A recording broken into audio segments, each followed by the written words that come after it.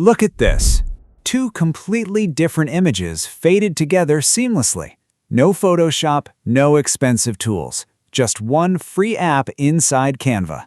Today, I am going to show you exactly how to do this yourself. Let's get started. Alright, click on the plus icon to create a new design. You can search for any size you want. I'll search for YouTube thumbnail size, since I want to create a horizontal fading effect. Now, the first thing to do is add your images. I'll add these two images. Place them however you want. I'll place this image on the right side and increase its size. Then place this kid's sliding image on the left side and adjust its position. Now, to create the fading effect, we need to install an app. Don't worry, we'll only use the free version. Go to Apps and search for Image Blender. This is the app. Click on it to install. Once installed, you'll see the interface. There are two options here. The first one is Blend, which is a paid feature. It gives you many different blend modes.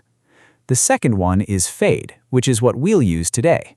Inside Fade, you'll find three different tools: Linear, Radial, and Brush.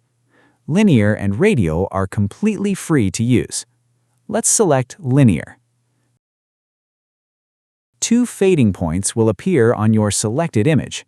Now move these points and adjust them however you want the image to fade into the other one. You can also use the strength slider to make the fade harder or softer. Once you're happy with it, click Save to apply it. And the fade effect is now applied. See how seamlessly the two images blend together? And by the way, you can still adjust the position and size of the images after applying the effect. And that's how you seamlessly fade two images together in Canva completely for free.